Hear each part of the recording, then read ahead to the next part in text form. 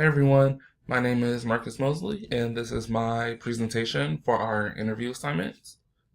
For my assignment, I interviewed Adam Martin. Adam is the Assistant Director of Career Development. He works in the Office of Career and Professional Development, which is located on the first floor of the Williams Center. This is actually the same place where we had our interview. Our interview was held on Friday, September 21st. Starting off with Adam's education. Adam is actually a Statesboro native, so with that being said, he decided to go to Georgia Southern for his undergrad. For his undergrad, he got a Bachelor's of Science in Psychology. After his undergrad years, he went to the University of Georgia, where he received a Master's in Counseling. After Adam got his Master's in Counseling, he actually started working for a private counseling center as a counselor. He did that for a couple of years before he moved back down to Statesboro, where he started working for Georgia Southern's Counseling Center. He actually worked in the counseling center for 5 years as a counselor before he moved over to the Office of Career and Professional Development in his current position. As stated earlier, Adam is the Assistant Director of Professional Development, and here are some pros and cons of his job. Starting off with the pros, one of his favorite things is that he's working with students and he loves doing that. Working with his students, he says that, he's able to build bonds and connections with them as they work with him. And that's something that he really enjoys, just seeing them progressing over the years and growing. Because most of his student workers do work there for a few years instead of one semester or something like that. Also, a pro that he likes is the service that the office brings. So basically, the services that he's doing for students on campus and things of that nature, he really atones for that. So that's one reason that he, likes his job. As for cons, one thing that Adam doesn't like is the resources are hard to come by in higher education. It's one of those things where if they're trying to do something out the blue, it's kind of hard to put on if they don't already have it in the budget. And getting money from other entities on campus is a little bit hard to do. So that's just one con. It's just resources are hard to come by. Also, the politics of higher education, Adam isn't a fan of, so that's just another thing. However, overall, Adam would say that he is satisfied with the job and working in higher education. He likes the things that he does in his office and his work with the students. One of his things that we talked about is he would like to get paid more, which is, that's everyone in higher ed. But overall, he is satisfied. For future aspirations, Adam, he currently has no immediate plans on changing career paths. He really likes where he's at right now. However, if he did change, he would want to do something else in higher ed where he's focusing on student development and student success. So before we start talking about the office, I want to talk about the advice that me and Adam talked about a little bit. The biggest thing that I kind of took away from this interview would be the first thing, and Adam, his biggest thing of advice was find your voice. So, giving you guys just a little backstory, me and Adam were talking, and I had a big concern because I'm a young guy. I'm only 23, and I'm currently working as a full-time worker and as an advisor. And my biggest thing was me coming into the workforce. I was a young person coming into higher education, where you typically don't see a lot of young people working in this field. So for me, it was kind of, to be honest, a little intimidating to see other people, and it was hard to really um, get my point across sometimes when we're meetings or certain things. I have something where I have that connection with students where that's really helpful in my job. Me just being a student or me recently graduating from being a student, I can really relate to them and about classes and things of that nature. But on the staff side, it was a little bit harder to navigate those waters and really find my voice. And that was really his biggest thing was, finding your voice. That would be the biggest thing that you can do for yourself in higher education.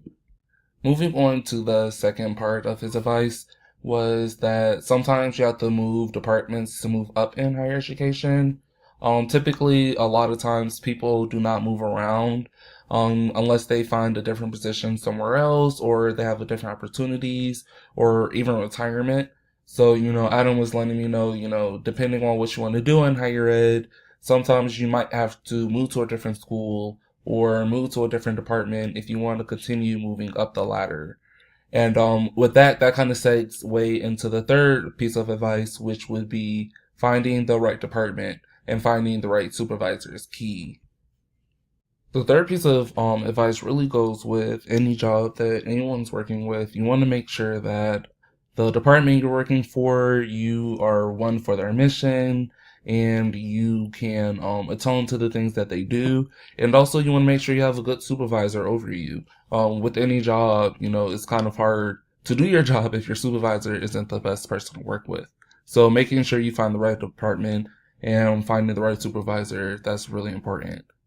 So, moving on to the mission statement. Adam's synopsis of the mission statement is basically to help students gain access to opportunities and to have quality students entering the workforce. So, basically, in a nutshell, they want to make sure that not only are they bringing opportunities to students on campus so they can get jobs, they want to make sure that the quality of students that are going to get those jobs are good as well. So some ways they make sure they have quality students is making sure they have things like resume boot camp or mock interviews where you can practice interview styles and interview questions with a career development specialist. So it's just different things like that where the office makes sure that they have quality students going for those jobs that they are bringing on campus. Next, you have the organizational structure of the office. So starting with the head, you have the director, which is Glenn Gibney. And then after that, it is actually broken down into two parts. You have the career development team and then the employer relations team. Starting with the career development team, the career development team, their biggest goal is making sure that they are preparing the students for the employers that they are bringing on campus. In this team, you have Crystal Goody and Adam Martin. They are the assistant directors. Crystal, she's actually Adam's equivalent on the Armstrong and Liberty campus, and Adam is here on the Statesboro campus. After that, you have it broken down where you have career development specialists. Each career development specialist has their own college where they meet with their students where they cater to their needs. This is a good thing because, for example, the people in the College of Business, the types of jobs and the information that they need to know would be completely opposite or different for the information people in the College of Education or even the College of Science and Mathematics might need to know. So the fact that they have it specialized where you can go and talk to that expert over that college or over jobs with those colleges, majors, that's really a good thing. The bad thing about this is turnover, and I'll talk about that a little bit later on in this presentation. After that, you have your graduate assistants. Each career development specialist has their own graduate assistant. There are 7 graduate assistants. Adam has his own. One thing that's not listed on here is that Adam is actually the career development specialist for undeclared students as well. So any undeclared students that want to talk about jobs and job exploration and things of that nature, they can talk to Adam about that. And then on their side as well, they have 11 student workers to do things over there. Moving to the employer relations team, the employer relations team, their biggest thing is they are recruiting different companies to come on campus. So their biggest goals is basically to have different companies come and they're basically selling Georgia Southern and telling them why they should come to Georgia Southern and recruit our students.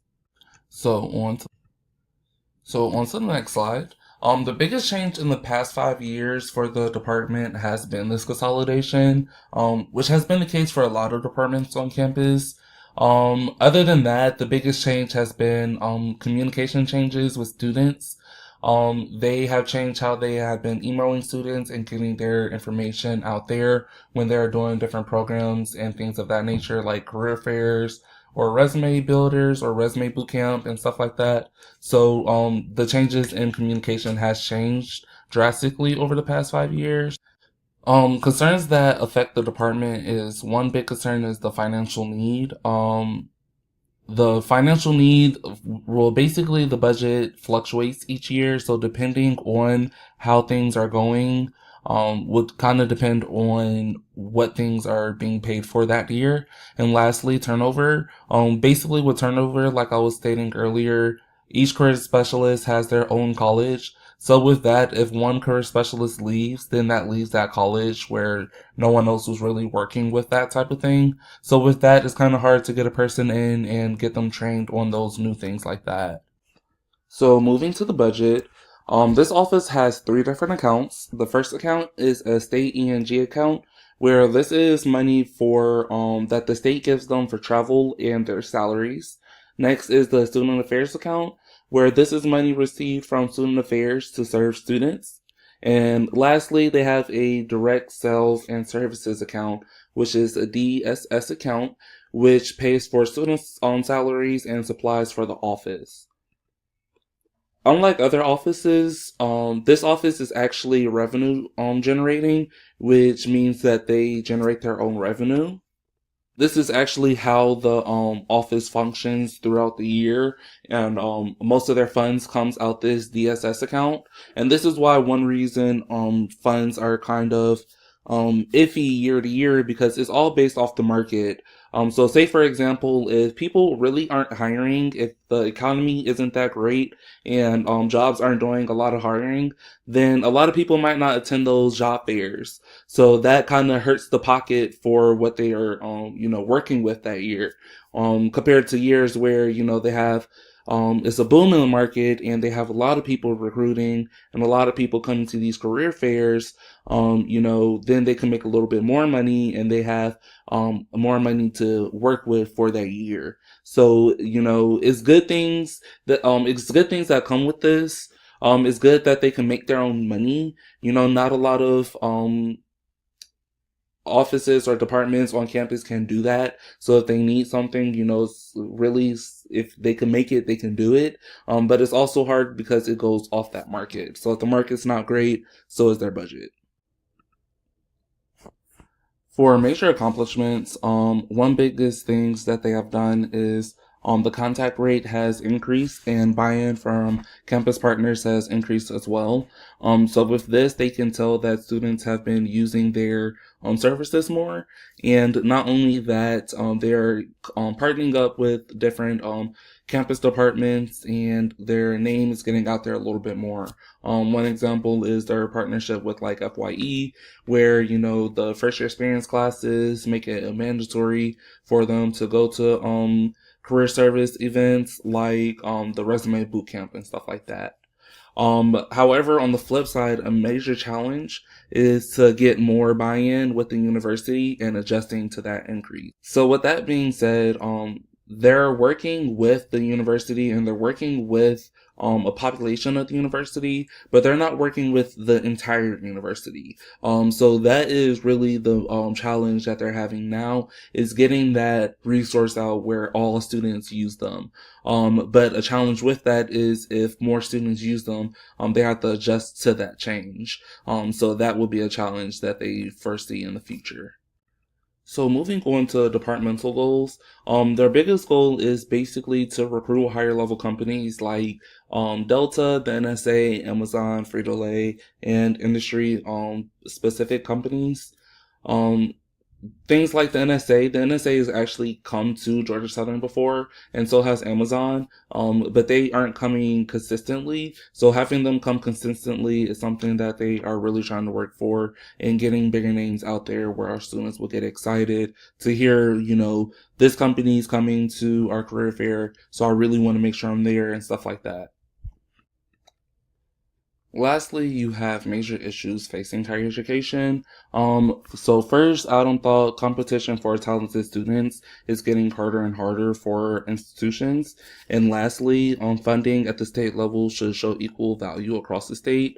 So no matter what school you go to, if you're an advisor, all advisors should get paid from the state. That's one thing that Adam believes. No matter if you are advisor at UGA or at Georgia Southern, we should all get that same equal value.